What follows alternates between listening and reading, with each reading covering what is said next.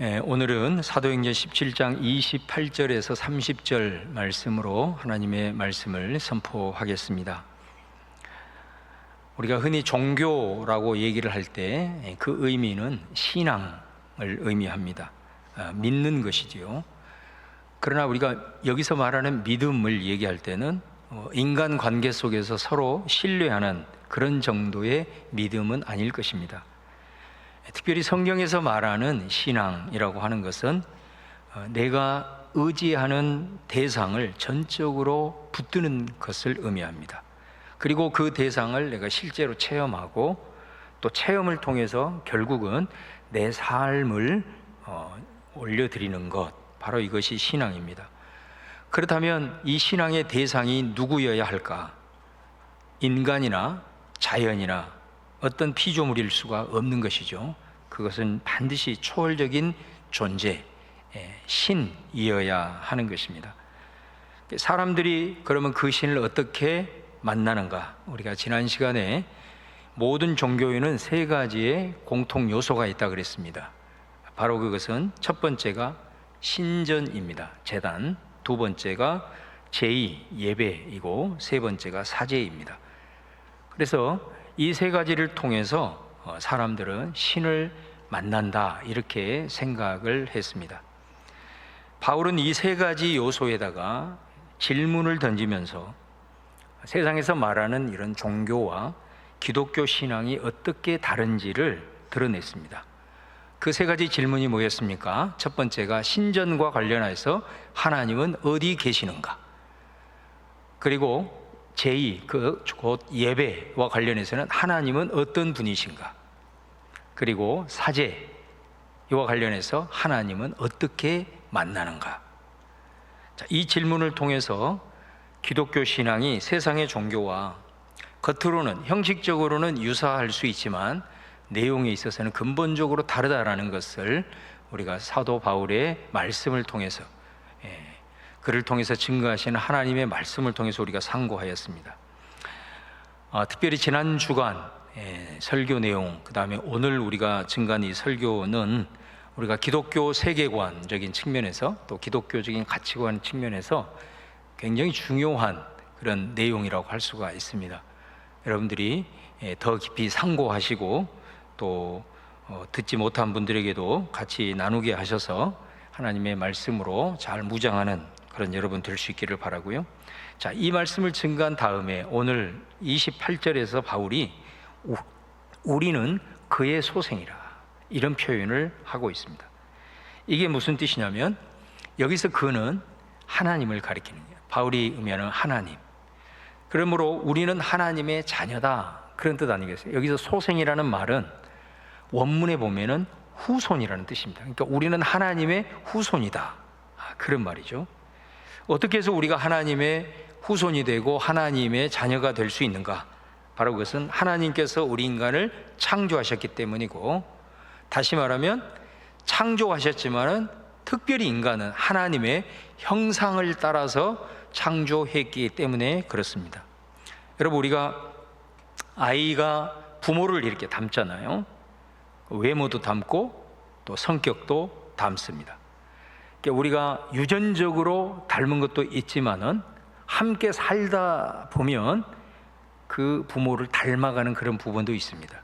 마찬가지로 우리가 하나님으로부터 창조를 받았다, 그 말은 우리가 태어날 때부터 하나님과 닮은 부분을 갖고 태어난다라는 의미고, 또 우리가 신앙생활을 하면서 하나님과 동행하다 보면 점점 더 하나님을 닮아가게 되는 부분들도 있다라는 것을 우리는 알 수 있습니다.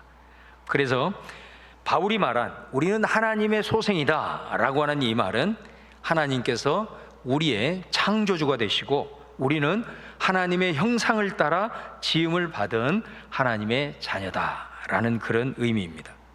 근데 참 흥미로운 사실은 뭐냐면 바울이 사실 이 표현을 인용을 하고 있다는 것입니다. 바울은 얼마든지 이 표현을 사용할 수 있지만은 이 표현은 이미 28절에 보면, 거기 보시면 너희 시인 중 어떤 사람들의 말과 같이, 이런 표현이 나옵니다. 그러니까 우리는 그의 소생이다 라고 하는 이 표현은 여기에서 바울이 말한 게 아니고 헬라의 철학자요 시인인 아라투스 BC 3세기경의 사람입니다. 그러니까 이 사람이 자기의 작품 속에 이렇게 표현을 했다는 거예요. 우리는 신의 소생이다 라는 표현을 썼다는 겁니다. 그래서 이 아라투스라고 하는 사람이 정확히 그가 말한 신이 하나님이라는 것을 알지 못했지만은 우리는 신의 소생이다 그렇게 말했다는 거예요. 그래서 바울이 이 사람이 사용했던 이 표현을 가져와서 증거하는 거죠. 바로 그가 말한 신, 그는 제대로 알지 못했지만 내가 너희들에게 그가 말한 신을 증거한다, 알려준다. 바로 그분이 내가 너희들에게 증거한 하나님이다 라고 지금 말씀을 하고 있는 것입니다. 그러면서 29절에 보면은 바울이 이렇게 말합니다. 우리가 이제 하나님의 소생이 되었은즉 하나님을 어떻게 해서 금이나 은이나 돌에 새긴 우상처럼 우리가 대해서는 되겠느냐, 그렇게 하나님을 여기서는 되겠느냐.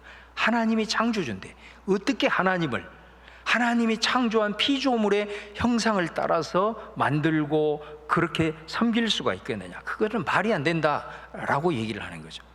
바로 그들의 신상, 그들의 우상 숭배를 비판하고 있는 것을 보게 됩니다. 그러면서 30절에는 이렇게 말합니다. 알지 못하던 시대에는 하나님이 간구하셨거니와 이제는 어디든지 사람에게 다 명하사 회개하라 하셨으니. 무슨 말이에요? 이제까지는 너희들이 하나님을 알지 못했대. 그랬을 때는 너희들이 하나님을 왜곡해서 또 하나님을 잘 알지 못하기 때문에 그 종교심 안에서 발동한 이런 모습으로 이런 형상을 만들어 놓고 거기에 절하고 우상했던 것들이 하나님이 간과했다. 왜? 복음을 듣지 못했으니까. 하나님 간과하셨다. 그러나 이제는 너희들이 이것을 안 이상, 바로 그분이 하나님이시고 창조주라는 것을 아는 이상 그 모든 사람에게 하나님이 명하사 돌이키라고 말씀하셨다는 거예요.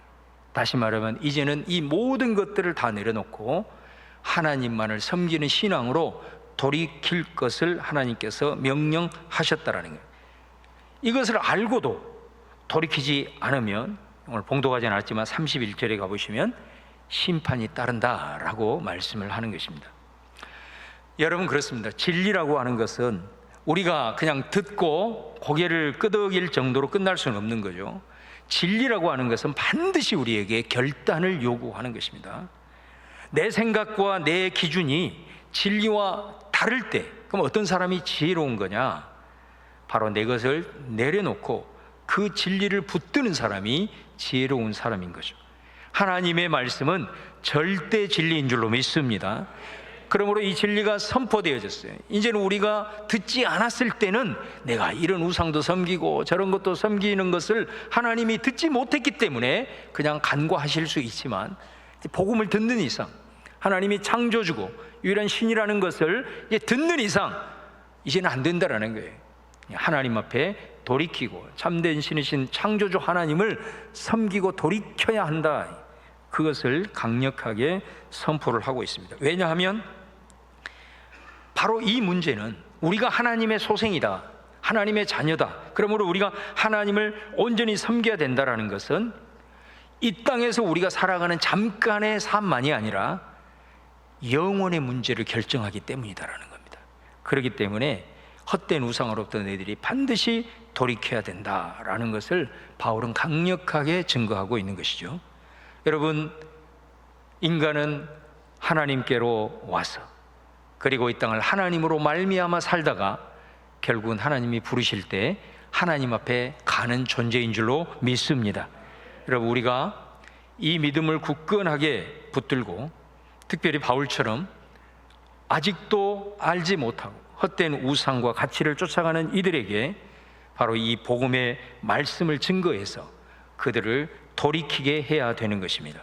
더 나아가서 우리 스스로가 확신을 갖고 그렇게 증거해서 이제는 모든 사람들이 이 복음을 알고 하나님만을 온전히 섬기는 그런 믿음의 역사들이 저와 여러분을 통해서 증거될 수 있기를 축원합니다. 더 나아가서 이 말씀은 2000년 전 이 아덴 사람들이나 또 하나님을 여전히 믿지 않는 현대인들에게만 해당되는 말씀이 아니라 사실은 하나님을 알고 하나님을 섬기고 있는 저와 여러분에게도 해당되는 말씀입니다. 여러분, 이 말씀은 바로 우리에게 창조신앙에 대해서 말씀하고 있습니다. 바른 창조신앙이 어떤 것인가라는 것을 선포하고 있기 때문에 우리가 예수 그리스도를 통해서 우리 하나님을 알고 하나님을 믿는 우리에게도 과연 내가 그 창조신앙이 제대로 서 있는지 바로 오늘 우리에게 주시는 하나님의 말씀이다라는 겁니다. 자, 그런 의미에서 오늘 말씀을 다시 한번 살펴보도록 하겠습니다. 28절에 우리는 하나님의 소생이다 라고 했을 때 이 말씀 속에는 두 가지 의미를 꼭 기억을 하셔야 됩니다. 내가 하나님의 소생이다 라는 것은 첫째로 나는 하나님께로 지음을 받은 피조물이다 라는 것입니다. 그 다음에 한 가지는 피조물임에도 불구하고 인간은 하나님의 형상을 따라 지음 받았기에 우리는 하나님의 백성, 하나님의 자녀다라는 그런 의미입니다. 이 두 가지를 기억하고 사는 것이 창조신앙입니다. 자, 이 두 가지를 우리가 마음속에 확실히 기억하고 있다고 한다면 우리의 창조신앙은 이제 길이 펼쳐지게 되는 거죠. 세 가지의 길로 나아갈 수가 있습니다. 다시 말하면 우리가 지키고 따라야 될 이 창조신앙이라고 하는 것이 뭐냐? 첫 번째는 하나님을 의지하는 것입니다. 할렐루야. 자, 28절 말씀 초반부에 보면은 우리가 그를 힘입어 살며 기동하며 존재하느니라. 여러분, 우리 인간은 본질상 한계를 가지고 있는 존재입니다. 이게 피조물의 의미입니다. 내가 조물주가 아니기 때문에 나는 지음을 받은 피조물이다라는 것은 우리 인간은 본질적으로 한계를 가진 존재다라는 의미죠. 그래서 사실은 우리는 우리 스스로 이 생명을 유지할 수 없습니다.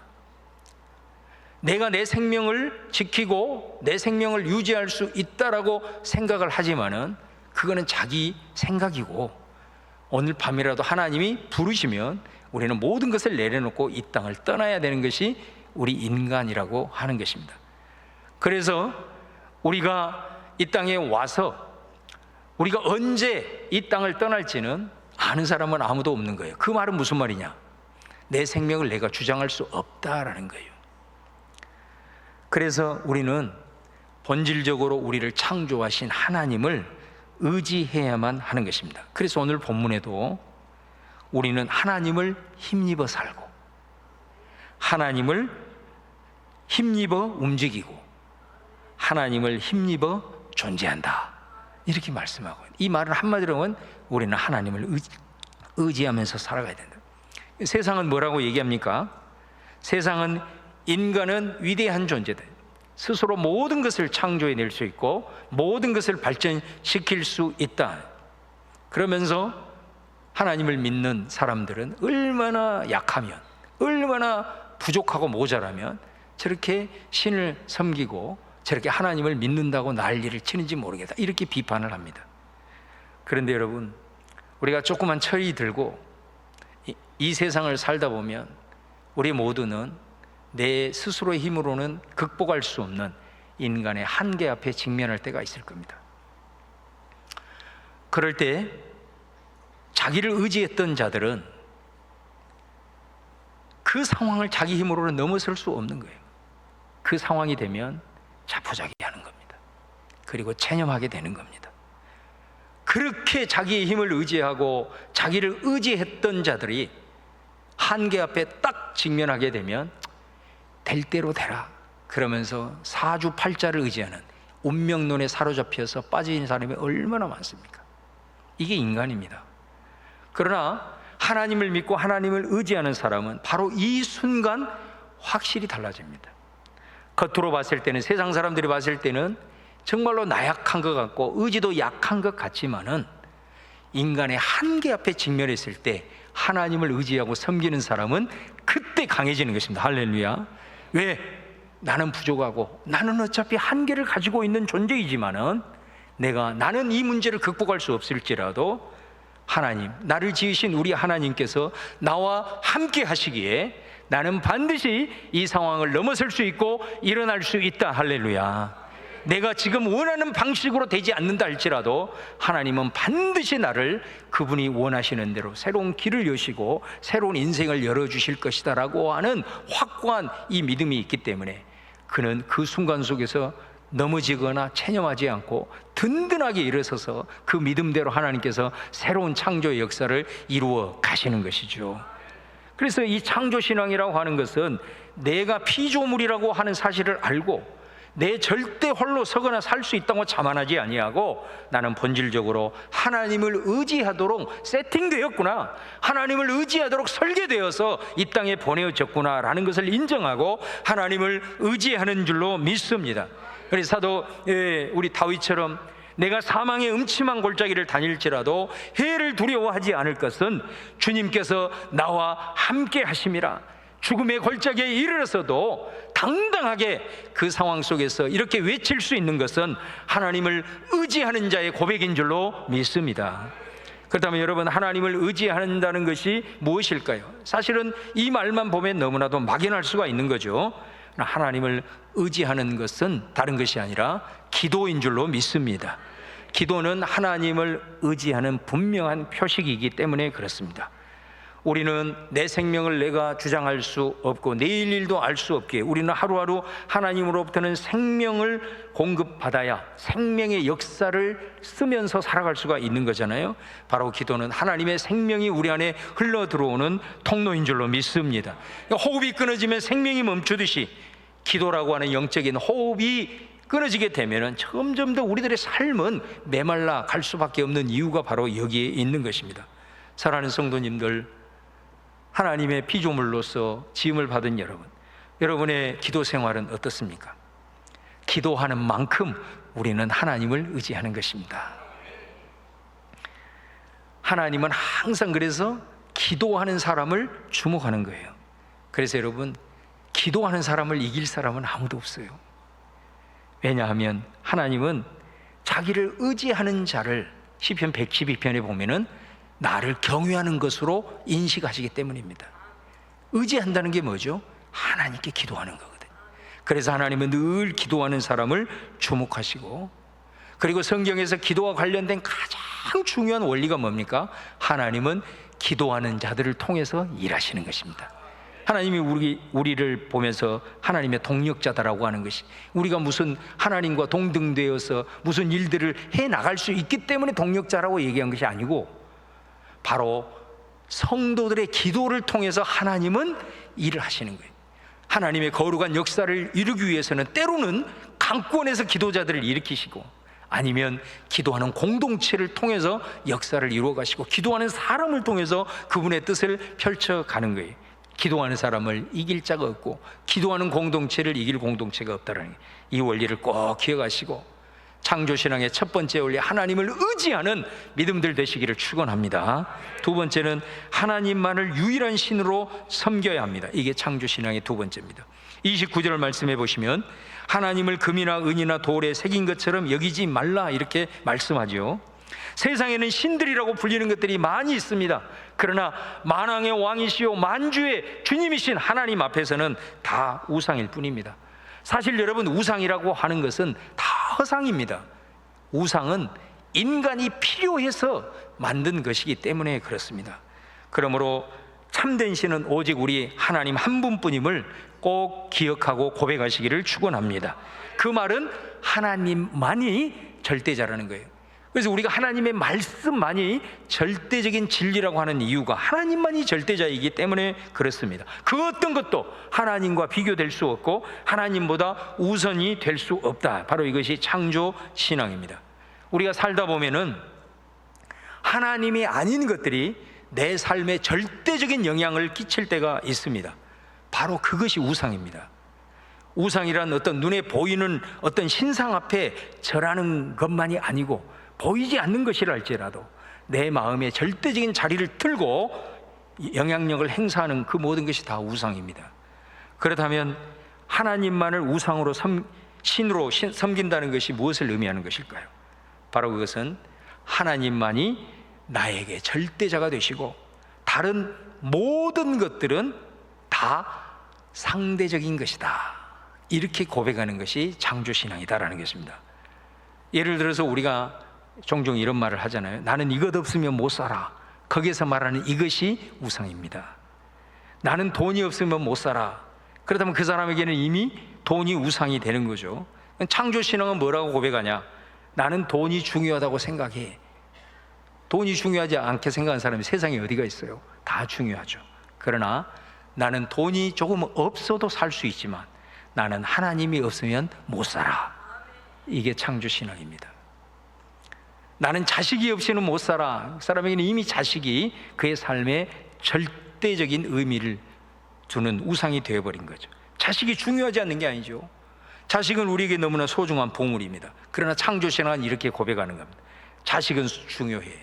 하지만 나는 자식이 없어도 살아갈 수 있어. 그러나 하나님 없이는 나는 못 살아. 하나님 한 분이면 나는 충분해. 할렐루야. 그렇게 고백하는 자에게 새로운 창조의 역사를 하나님이 그 인생을 통해서 쓰시는 겁니다. 내가 절대적인 것이라고 생각을 했던 것, 그것 없이도 나는 하나님 한 분뿐이면 살 수 있다는 그 믿음 고백을 통해서 하나님은 못 살 것 같지만 살게 하시고 전혀 새로운 인생을 통해서 놀라운 삶의 여정으로 빚어 가시는 것입니다. 할렐루야. 그래서 우리는 이 세상에 존재하는 것, 보이지 않는 것든 간에 하나님만이 우리에게 절대적인 것이고 다른 모든 것들은 하나님 앞에서 과감하게 상대화시켜 나가는 것, 바로 이것이 두 번째 창조신앙의 의미입니다. 그 다음에 마지막 세 번째는 창조신앙은 뭐냐? 하나님을 우상처럼 제한하면 안 된다는 거죠. 29절의 말씀도 이런 측면으로 해결할 수가 있습니다. 해석할 수가 있습니다. 우리가 하나님만을 섬기는 데도 우상숭배에 빠질 수 있다는 거죠. 자, 오늘 말씀처럼 하나님 아닌 것들을 금신상으로 만들고 하나님 아닌 것들을 돌에 새기는 것도 우상이지만 하나님을 이런 형상화하는 것도 하나님을 우상으로 섬기는 것이다라는 것입니다. 이게 차이가 뭐냐라는 것은, 이 세 번째 의미는 하나님을 하나의 틀로 딱 고정시켜 버리는 겁니다. 하나님을 내 기준으로 맞추어서 딱 하나님은 이런 분이다라고 딱 고정시켜 버리는, 이것도 우상 숭배다라는 거지요. 예를 들어서 하나님은 나를 부자로 만들어 주실 수 있는 분, 하나님은 나에게 힘을 주시는 분, 이렇게 하나님을 딱 이 고정된 틀로 만들어 버리면 그 사람은 바로 황소 신상을 만들어 놓고 그 앞에 하나님이라고 절을 하는 것입니다. 이게 출애굽기 34장의 금송아지 사건입니다. 하나님은 물론 우리에게 복도 주시고 힘도 주시고 부도 주십니다. 그러나 하나님을 딱 그런 모습으로만 고정시켜 버리면 우리는 그 순간에 우리의 신앙은 변질되기 시작하고 하나님을 우상으로 섬길 수 있게 된다는 겁니다. 여러분, 우리가 섬기는 창조주 하나님은 어떤 분이십니까? 피조물인 우리가 다 알고 싶어도 알 수 없는 분이십니다. 성경에 보면 하나님은 저 하늘보다도 크시고 땅보다도 크신 분이시고 평생 우리가 매일 그분이 어떤 분인지 알아가도 다 알 수 없는 신비로움 그 자체가 우리 하나님이신 줄로 믿습니다. 그렇기 때문에 우리가 신앙생활을 하면서 하나님을 어떤 하나의 기준으로, 또 내가 바라는 어떤 하나의 틀로 고정을 시켜서는 안 된다라는 것입니다. 그렇게 되면은 하나님은 그 순간 내가 내 모든 것을 들여서 그분을 섬겨야 되는 분이 아니라 이제는 그분이 나를 위한 도구가 되고, 나는 힘이 필요해, 그래서 딱 고정시키면 그분은 나에게 힘을 주셔야 되는 분이고, 모든 것이 하나님이 나를 위한 수단으로 전락하기 때문에 그렇다. 하나님의 성품도 마찬가지입니다. 여러분, 예를 들면은 하나님은 사랑이시다, 진리잖아요.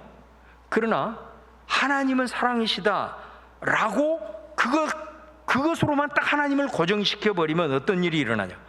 처음에는 그 하나님의 무한한 사랑에 감사하죠.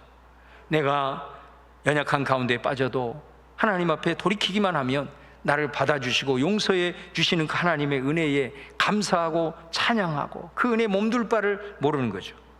그런데 하나님은 사랑이시다라고 딱 하나님은 이런 분이다라고 고정이 되어버리면 점점 더 우리 안에 죄 가운데 무너지고 쓰러질 때 하나님은 사랑하니까 나를 용서해 주시겠지, 이렇게 해서 정말로 예전에는 그렇게 생각으로도 지은 한 가지 때문에라도 하나님 앞에 너무 죄송스러워서 자신의 양심을 터치하면서 회개하고 이렇게 주님 앞에 겸비함으로 나아갔던 사람이 점점 더 죄에 대해서 무감각해지고 죄를 지으면서도 죄책감이 사라지고, 그러면서 하나님은 사랑이, 나 용서하심, 나 버리지 않아, 이렇게 되어버릴 수 있다는 것입니다.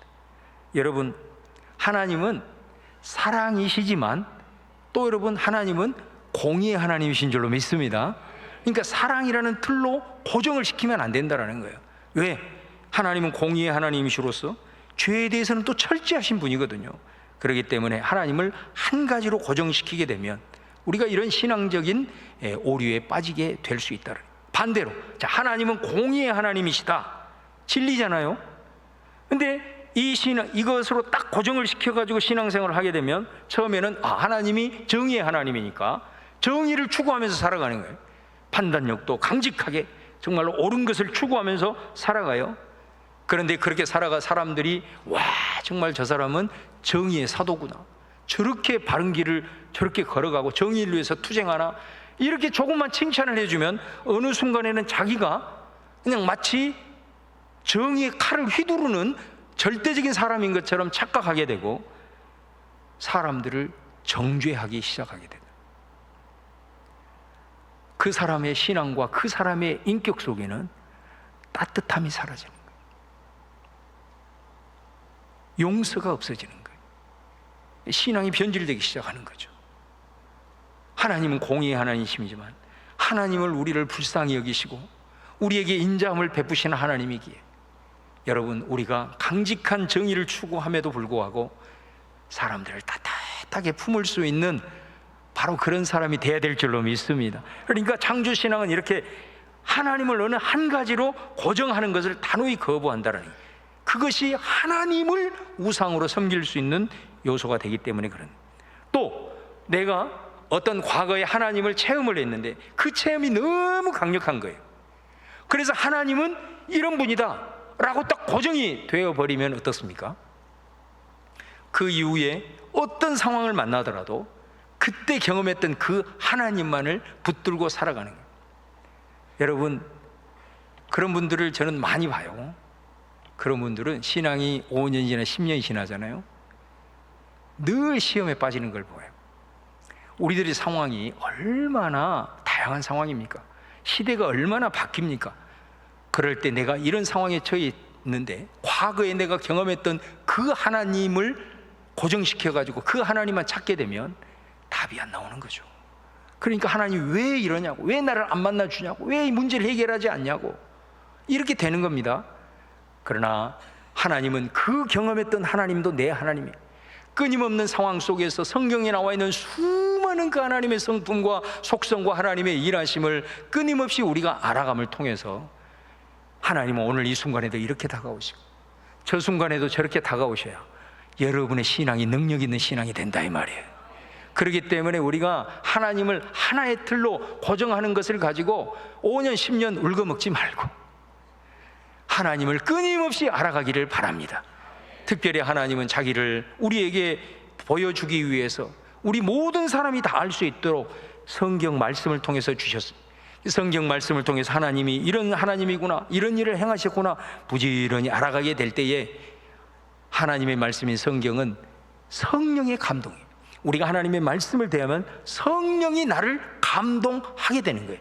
그래서 성령이 감동해서 그 말씀의 의미가 내 속에 쫙 다가오게 되면 어느 순간 그 말씀이 내 삶의 현실로 나타나는 것입니다. 그것이 체험이에요.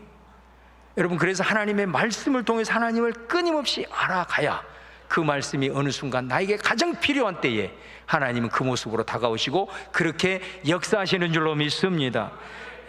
바로 이것이 창조신앙의 세 번째 의미라는 것을 기억하시기를 바랍니다. 감리교를 창설했던 존 웨슬리가 1738년에 올더스 게이트 거리에서 설교를 하면서 이렇게 표현을 합니다. 나는 신학적으로 많은 지식을 갖고 있었지만 하나님과의 인격적인 관계가 없었습니다. 그러나 말씀 속에서 창조주 하나님을 만났을 때 내 마음이 뜨겁게 변화되었습니다.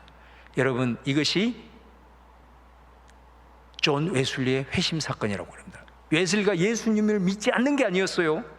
그러나 예수님을 믿었습니다. 그래서 많은 지식을 가지고 있었습니다. 그러나 인격적으로 주님과 교감되지 못한 자신의 메마른 이 상황 앞에서 그가 하나님의 말씀을 다시 한번 정직하게 들어보고 그 말씀을 묵상하면서 잠잠하며 나갈 때 창조주 하나님을 그 속에서 발견하고 체험하면서 그 안에 불이 일어나는 것을 경험합니다. 그 불을 가지고 전 영국을 돌아다니면서 산업혁명으로 인해서 빈익빈 부익부 현상으로 나라가 혁명 직전에 있는 상황 속에서 웨슬레의 그 설교를 듣는 수많은 사람들이 회개 자복함으로 영국에는 혁명이 일어나지 않고 그 문제가 극복이 되었던 것을 보게 됩니다. 여러분, 우리는 단순한 존재가 아니라 창조주 형상을 따라서 지음을 받은 하나님의 소생인 줄로 믿습니다. 그렇기 때문에 우리는 하나님을 의지하면서 살아가요.